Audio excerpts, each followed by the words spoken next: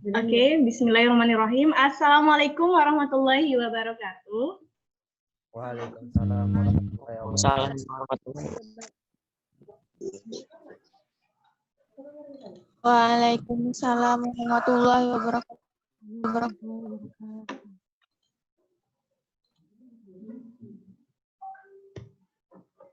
Oke.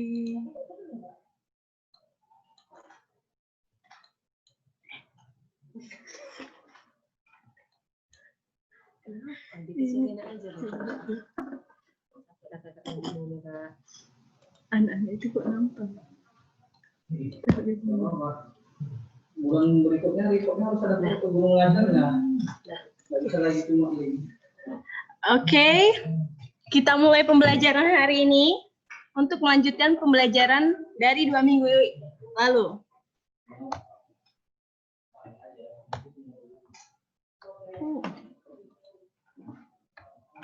Nah, hari ini kan pertemuan ketiga kita.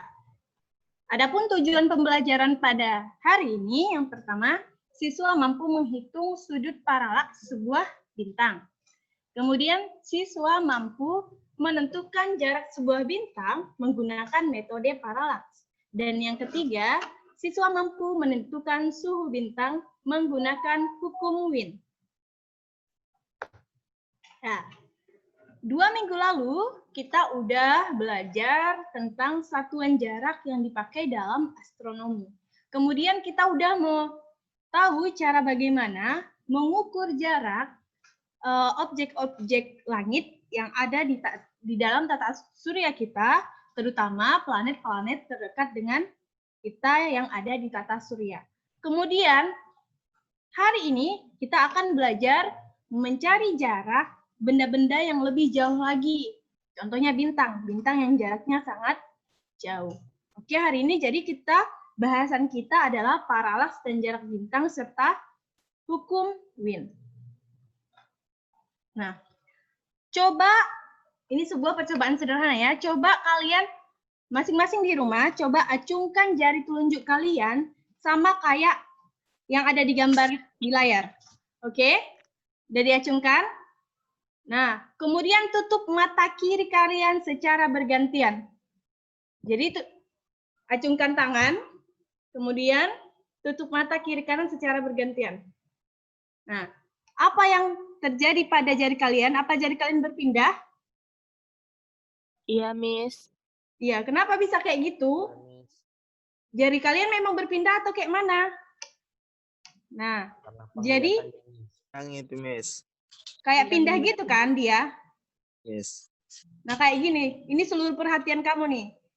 Ini seluruh perhatian dia, ini kamu, ini saingan kamu, gitu lah. Ibaratnya ya kan, jari kamu tadi.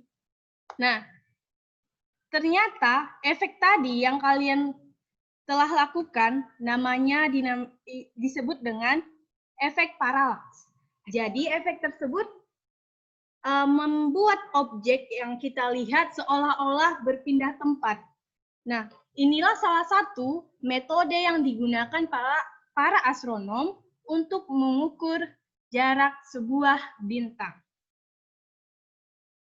Oke, jadi paralaks itu, apa tadi paralaks? Perbedaan latar belakang yang tampak ketika sebuah benda yang diam dilihat dari dua tempat berbeda. Jadi, padahal tadi posisinya jari kita tetap di situ kan? Nah, tapi karena cara pandang kita berbeda, sudut pandang yang kita gunakan berbeda, seolah-olah jari kita tadi berpindah tempat. Begitu juga lah dengan bintang. Kan? Bintang juga dia diam, tapi seolah-olah dia berpindah tempat karena posisi bumi kita yang selalu berpindah tempat akibat dari revolusi bumi. Nah, paralaks ini dinyatakan dalam satuan detik busur. Satuan detik busur ini, udah kita bahas kan di pertemuan pertama, bahwa satuan detik busur ini merupakan satuan derajat yang kalau diubah ke derajat itu, 1 detik busur sama dengan 1/3600 derajat. Sangat-sangat kecil. Ya kan? Nah, jadi paralaks ini merupakan sebuah sudut. Lihat gambar ini. Nah, ini kan ini bintang-bintangnya nih. Ini bintang yang kita amati.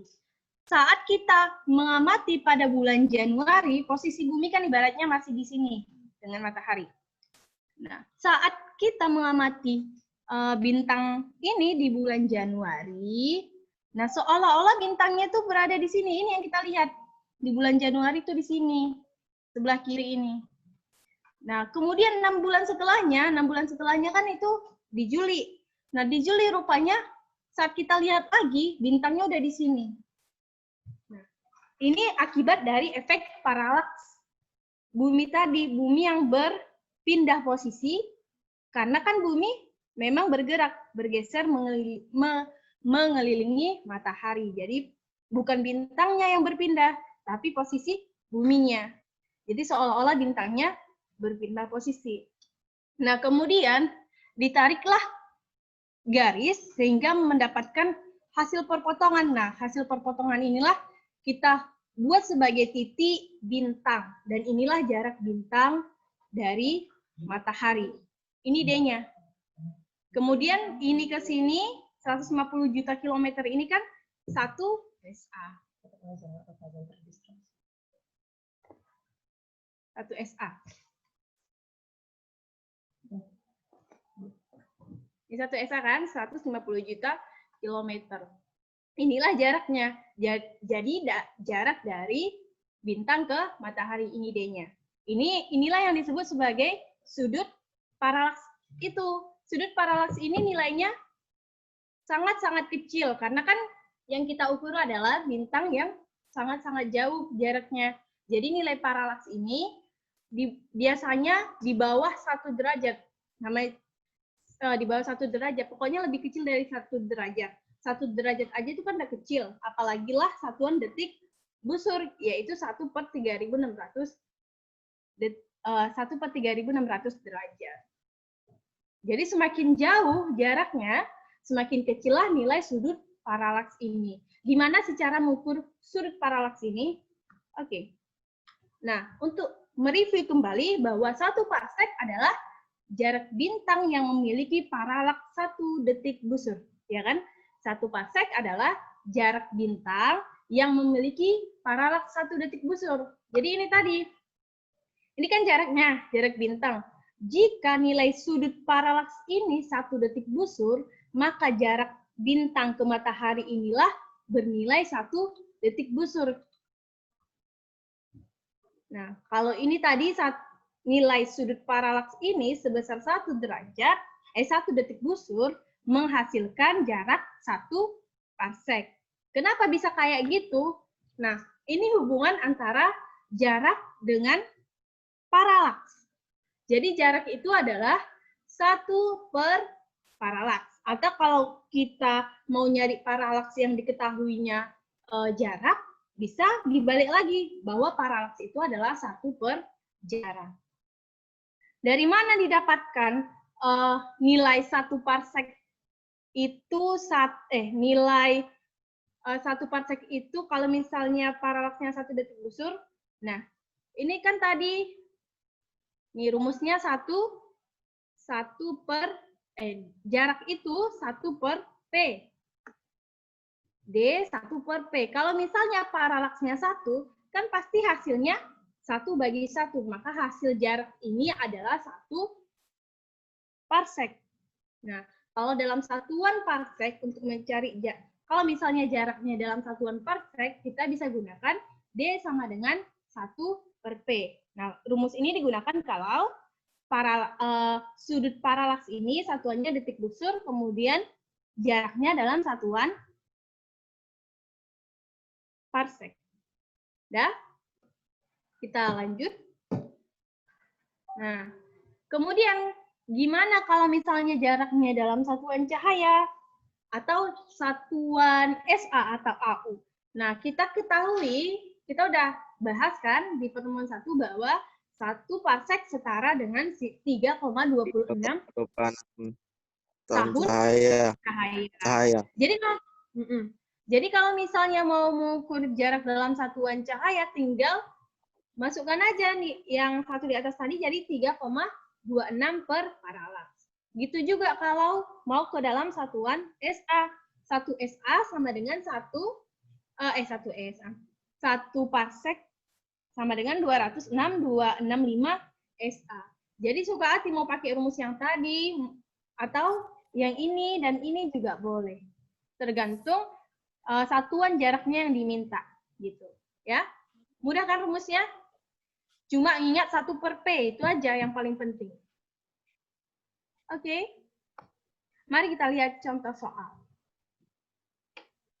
Seorang pengamat memperoleh data bahwa paralaks bintang X dari bumi adalah 20 detik busur. Berdasarkan data tersebut, tentukan jarak bintang X dari bumi. Nyatakan dalam satuan tahun cahaya. Nah, pertama kita pahami dulu soalnya. Nah, di soalnya data yang kita dapat adalah bahwa paralaks bintangnya 20 detik busur. Oke, berarti satuannya udah dalam satuan detik busur. Berarti P-nya nggak usah diganti lagi, 20 detik busur. Berdasarkan data tersebut, tentukan jaraknya. Tadi kan berarti jaraknya tinggal masukkan rumusnya tadi. Kalau D itu sama dengan 1 per P.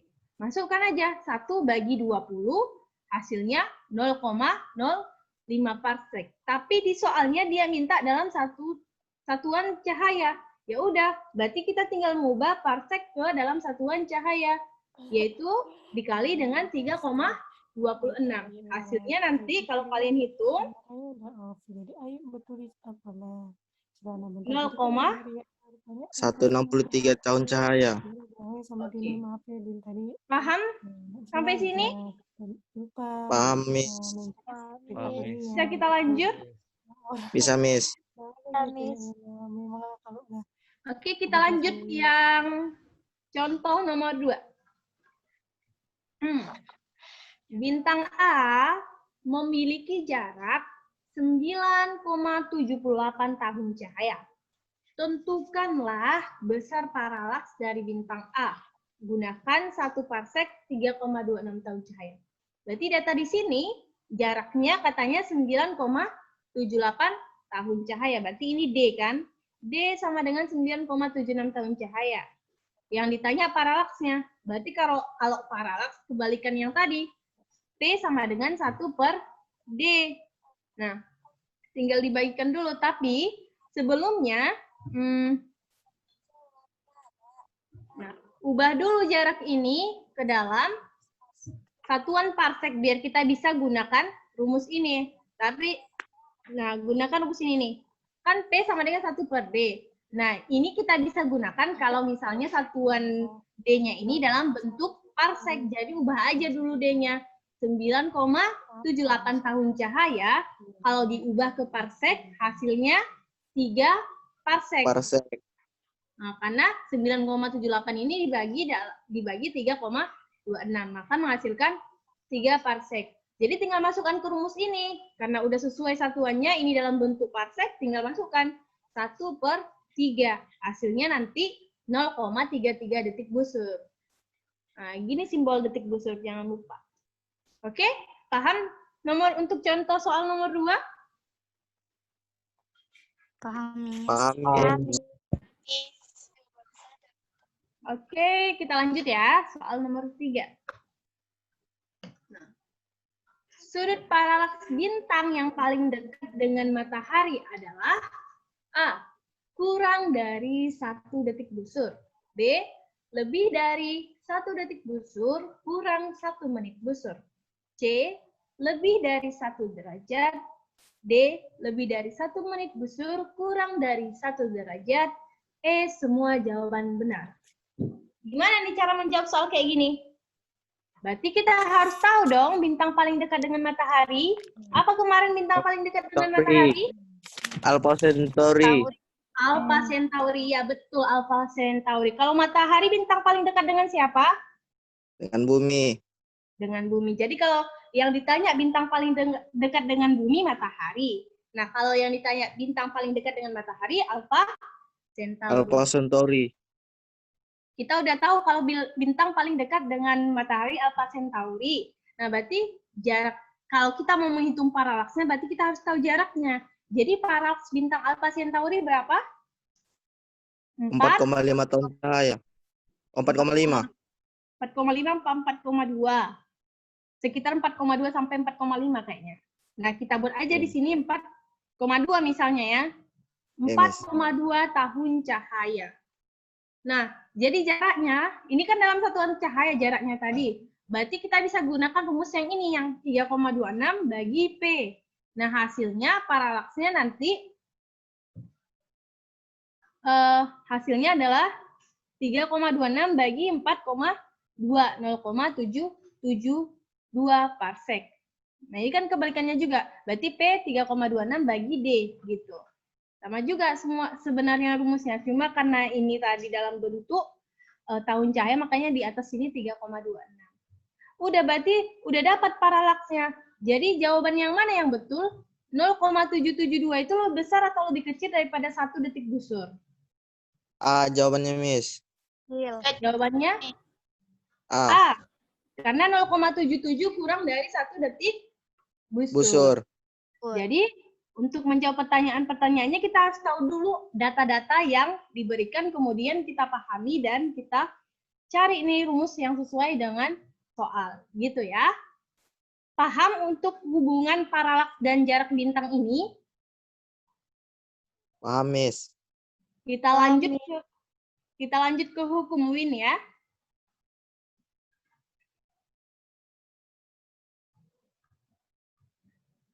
Oh, tunggu, ada satu lagi soalnya. Ya, kita bahas satu ini dulu lagi ya. Paralaks sebuah bintang yang dilihat dari bumi besarnya 0,5 detik busur. Berapakah besarnya paralaks bintang tersebut apabila dilihat dari planet Mars yang berjarak 1,52 AU dari matahari? Nah, ini katanya kalau misalnya kita mengamat nih dari Mars, nah berapakah jarak si bintang ini dari matahari kalau kita mengamatinya dari Mars?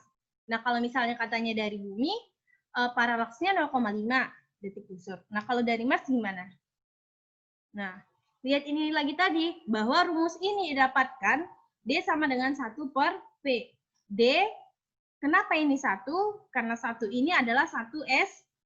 1SA itu adalah jarak dari bumi ke matahari. Kalau misalnya di sini planet Mars, berarti nggak 1 SA lagi. Planet Mars itu adalah 1,52 SA. Jadi 1,52 kan? Jadi tetap ini rumusnya, tetap D1 per P ini. Tapi 1 ini diubah jadi jarak si Mars ke matahari, bukan jarak si matahari ke bumi lagi. Jadi gini, kan jarak matahari ke bintang itu akan tetap kan jika dilihat dari Mars ataupun dari bumi. Jarak dari bintang ke matahari itu tetap bintang ke matahari. Nah, D itu tadi rumusnya 1 SA per paralaks di bumi. Sedangkan kalau jarak bintang ke matahari dari Mars, kalau kita mengamatinya di Mars, berarti 1,5 SA per paralaks di Mars. Nanti persamaannya dapatnya gini. Nah, berarti 1 per 0,5 detik busur sama dengan hasilnya kalau 1,52 per X. X ini EC-nya. X inilah simbol dari paralaks itu ya. Misalkan X ini simbol dari paralaks. Jadi 1 per 0,5 sama dengan 1,52 per X. Nah, dihasilkan nilai X. Didapatkan nilai X-nya adalah 1,52 dikali 0,5 hasilnya 0,76 parsec. Jadi kalau misalnya ada soal-soal yang kayak gini, tinggal masukkan aja rumus 1 per, pokoknya konsepnya gini, jarak dari bintang ke matahari, itu kita harus tahu juga jarak dari tempat kita mengamatinya, kemudian paralaksnya. Nah, kalau misalnya kita sedang di bumi, 1 SA, makanya di sini 1 per P. Kalau misalnya di Mars, di sini berarti 1,52 SA. Kalau misalnya di Merkurius, buatlah jarak matahari ke Merkurius berapa, berarti 0,39 SA. Gitu penggunaan rumusnya. Oke? Berarti kita lanjut ke hukum Wien. Hukum Wien. Mengapa bintang yang temperaturnya tinggi akan tampak berwarna biru, sedangkan yang temperaturnya rendah tampak berwarna merah? Nah, kenapa kayak gitu? Kalian pernah nggak masak pakai kompor gas? Nah, Pernah, Miss. pernah kan? Nah, semakin panas apinya, lebih panas api yang berwarna merah atau yang apinya berwarna biru? Biru, Miss. Warna biru. Biru kan? Kenapa bisa seperti itu? Kenapa yang biru bisa lebih panas sedangkan yang merah dibandingkan dengan yang merah? Nah, sebelum kita bahas ini, sebelum kita jawab pertanyaan ini, di SMP kan dulu kalian udah pernah belajar tentang perpindahan kalor. Nah, atau perpindahan energi panas gitu kan. Nah, ada 3. Yang pertama konduksi, konveksi, dan radiasi. Nah, bintang matahari itu kan bintang. Nah, bintang-bintang di alam semesta kita itu memancarkan cahayanya, memancarkan energinya sehingga kita bisa merasakan panas dengan cara radiasi gitu kan. Oke, dan kita di sini fokusnya ke radiasi karena kita bicara tentang energi yang dipancarkan oleh bintang. Nah, kemudian energi yang dipancarkan oleh bintang ataupun oleh matahari ke bumi kita yang kita rasakan di bumi ini dipancarkan dalam bentuk gelombang elektromagnetik. Nah, pasti di SMP kalian juga udah pernah belajar ini kan, gelombang elektromagnetik. Jadi energi yang kita dapat, yang kita rasakan sekarang, misalnya kita lagi merasa panas di rumah, nah yang kita rasakan itu adalah berdasarkan gelombang elektromagnetik. Jadi ada 7 jenis nih, 1, 2, 3, 4, 5, 6, ada 7 jenis spektrum gelombang elektromagnetik, mulai dari sinar gamma, sinar X, sinar UV, cahaya tampak, infrared, gelombang TV, sama gelombang radio. Nah, sinar gamma ini bisa kita gunakan untuk mendeteksi untuk pengobatan kanker kan. Kemudian sinar X atau biasanya ini namanya sinar ronsen. Jadi sinar ronsen inilah yang berfungsi untuk melihat rangka tubuh kita pakai sinar X. Kalau sinar UV, kalau misalnya untuk ultrasonografi. Nah, kemudian cahaya tampak. Cahaya inilah yang kita bisa lihat. Jadi mata kita cuma bisa melihat gelombang cahaya tampak ini yang bisa kita lihat. Sedangkan cahaya dari sinar gamma, sinar X, sinar UV, nggak bisa mata kita lihatnya. Infrared juga gitu, gelombang radio sama gelombang radar TV. Nah, apa hubungannya antara energi dengan panjang gelombang? Nah, kan tadi gelombang elektromagnetik, yang namanya gelombang pasti punya panjang gelombang. Nah, untuk cahaya tampak sendiri, yaitu cahaya Meiji-Kuhibiniu, ini adalah cahaya yang bisa kita lihat tadi. Nah, panjang gelombangnya itu dari 400 nanometer sampai 700 nanometer. Hanya panjang gelombang dari 400 sampai 700 nanometer inilah yang bisa kita lihat. Selain itu kita nggak bisa lihat tanpa pakai bantuan alat, instrumen, gitu kan. Nah, jadi tadi ini gelombang elektromagnetik. Kemudian energi, kalau misalnya diurutkan dari energi terbesar ke terkecil, urutannya itu dari sinar gamma, sinar X, sinar UV, cahaya tampak, infrared, TV, sama radio. Nah, kalau biar mudah mengingatnya, ini selalu menyingkat jadi Garuchi motor. garuchimotor. Ini ilmu yang guru Miss berikan waktu Miss masih SMP dulu, SMA. Jadi masih ingat sampai sekarang. Jadi kalau misalnya nih ada soal untuk mengurutkan spektrum elektromagnetik dari energi tertinggi ke terendah, tinggal ingat ini, garuchimotor. Ga untuk gamma, R untuk ronsen atau sinar X, U untuk UV, C cahaya tampak, I infrared, M gelombang mikro, T radar TV, dan R ini untuk gelombang radio. Jadi kalau misalnya diurutkan dari energi tertinggi ke terendah, tinggal garuchimotor. Namun kalau misalnya diurutkan dari panjang gelombang tertinggi ke terendah, kebalikannya. Jadi energi dan panjang gelombang itu berbanding terbalik. Semakin tinggi energi radiasi, energi gelombangnya, maka panjang gelombangnya semakin kecil, jadi berbanding terbalik. Sama dengan ini, misalnya Meiji Kuhibinium. Di antara merah sama ungu, panjang gelombang paling panjang yaitu merah. Makanya kalau misalnya kita melihat ada bermacam warna, pasti mata kita yang pertama kali nangkap itu adalah yang berwarna merah. Karena warna merah memiliki panjang gelombang yang paling tinggi daripada ungu atau warna lainnya. Gitu. Nah, kemudian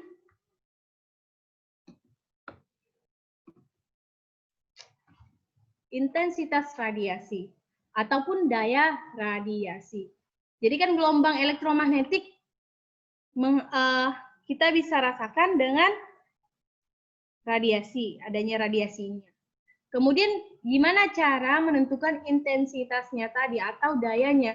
Daya yang sampai kita rasakan itu cara mengukurnya yaitu dengan E kali TO kali T pangkat 4. E di sini koefisien emisivitas, kemudian TO di sini konstanta Stefan Boltzmann, dan ini T-nya, T pangkat 4 suhu.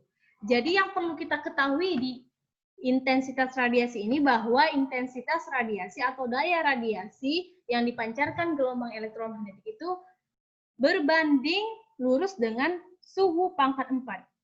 Jadi artinya apa? Kalau berbanding lurus, semakin tinggi suhunya, maka intensitas radiasinya juga akan semakin tinggi. Gitu. Nah, kemudian apa hubungan suhu ini dengan panjang gelombang? Kan? Hubungan antara suhu, panjang gelombang, dan intensitas radiasi. Nah, disinilah hukum Wien ini menjelaskan hubungan antara suhu, intensitas radiasi, dan panjang gelombang. Jika suatu benda meradiasikan kalor pada temperatur tinggi, puncak spektrum radiasi akan bergeser ke arah panjang gelombang yang semakin kecil. Atau maksudnya, semakin tinggi suhunya, intensitasnya pun akan semakin tinggi. Nah, tapi panjang gelombangnya akan semakin kecil karena panjang gelombang tadi itu bertolak belakang atau berbanding terbalik dengan si intensitas. Atau kalau dirumuskan hukum Wien itu pakai rumus ini. Lambda, ini bacaannya lambda M kali T sama dengan C. Nah, C di sini adalah bukan kecepatan cahaya, tapi konstanta Wien yang nilainya 2,898 kali 10 pangkat minus 3 meter Kelvin. Lambda di sini panjang gelombangnya, satuannya meter, kemudian T di sini suhu. Nah, ini grafiknya. Apa sih maksud dari hukum Wien tadi? Kenapa semakin tinggi suhunya, panjang gelombangnya bergeser ke arah yang lebih pendek? Maksudnya gimana? Nah, lihat grafik ini. Di sumbu X-nya ada wavelength. Wavelength itu sama dengan panjang gelombang dalam satuan nanometer. Kemudian di sini energinya, ya, energi radiasinya. Kalau misalnya yang garis biru ini, suhunya nih misalnya sebuah benda dipanaskan, atau misalnya bintang suhunya masih 1250 Kelvin, rupanya panjang gelombangnya di angka 2000. Lihat lurusan angka 2000 ini pasti puncaknya. Kan kita lihat yang puncaknya. Oke, suhunya 1250 pada panjang gelombang 2000. Ini untuk yang biru. Kemudian yang hijau, kita panaskan lagi nih sampai suhunya 1750 Kelvin. Rupanya panjang gelombangnya kita lihat. Puncaknya, tarik puncaknya sampai ke bawah. Nah, rupanya udah nggak nyampe lagi 2000. Suhunya semakin tinggi, intensitasnya juga tinggi, mencapai 3000, namun panjang gelombangnya semakin mengecil. Kita lihat lagi nih, sampai paling maksimal, misalnya sampai 2000 Kelvin. Intensitasnya udah melebihi 5000. Namun, panjang gelombangnya masih bergeser ke yang lebih rendah lagi. Itulah maksud dari hukum Wind. Jadi semakin tinggi intensitasnya, semakin tinggi suhunya, semakin tinggi intensitas radiasinya, dan panjang gelombangnya semakin kecil. Begitulah kira-kira.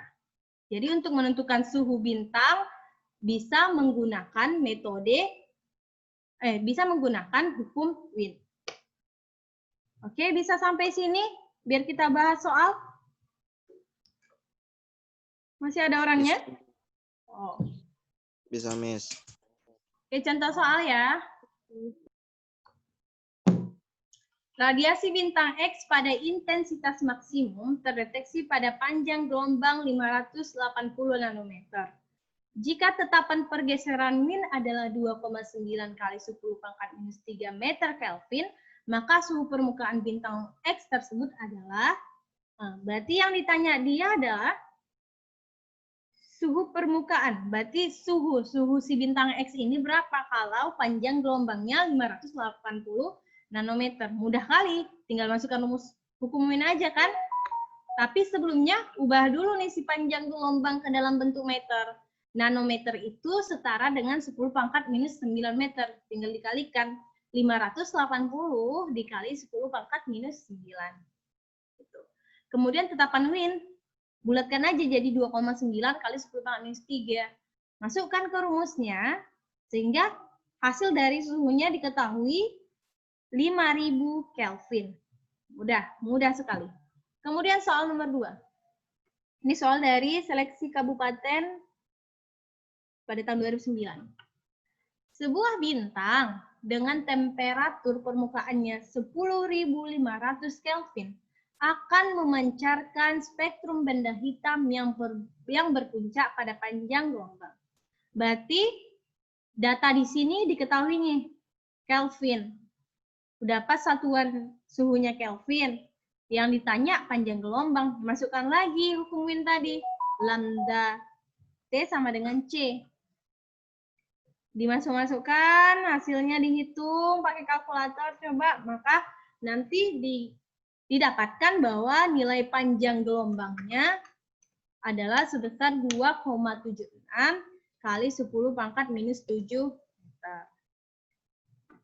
Coba, kalau misalnya soalnya kayak gini, pakai grafik. Gambar di bawah ini adalah spektrum sebuah bintang. Nah, kalau misalnya ini kan intensitas radiasi nih yang di sumbu Y, di sumbu X panjang gelombang. Nah, dari sini yang mana puncak gelombang yang mana yang harus kita lihat? Kan kalau misalnya hukum Wind itu dipakai kalau intensitas radiasinya maksimum. Jadi kita lihatlah puncak yang paling tinggi itu yang mana pada panjang gelombang keberapa. Nah, intensitas radiasinya kan paling tinggi yang ini nih, yang hampir 180. Nah, kita lihat ke bawah panjang gelombangnya berapa? Sekitar 4000. Jadi, dari grafik ini didapatkan data panjang gelombangnya 4000 angstrom. Kemudian, masukkan hukum Wind. Lambdanya berarti 4000 angstrom atau 4000 kali 10 pangkat minus 10 meter. Tinggal masukkan kalau misalnya tadi apa rumusnya? Lambda T sama dengan C. Berarti kalau misalnya T, C dibagi lambda. C-nya tadi hukum konstanta Wind dibagi 4000 kali 10 pangkat minus 10. Maka hasilnya nanti 7250 Kelvin. Gitu caranya. Paham sampai sini? Paham, Bu. Paham ya? Nah, jadi kenapalah mengapa semakin tinggi temperatur bintang, maka warnanya akan semakin biru. Berarti jawaban dari pertanyaan tadi udah bisa kita jawab bahwa kalau semakin tinggi suhunya, maka panjang gelombangnya akan semakin gimana? Panjang gelombangnya akan semakin kecil. Jadi panjang gelombang si biru kan lebih kecil daripada si merah, tapi suhunya lebih tinggi yang biru daripada yang merah. Oke, cukup sekian sepertinya pembelajaran pada hari ini. Mohon maaf apabila terdapat kesalahan kata ataupun ucapan. Semoga hari ini berkah. Ibu akhiri dengan salam. Assalamualaikum warahmatullahi wabarakatuh. Semangat juara. Waalaikumsalam warahmatullahi wabarakatuh.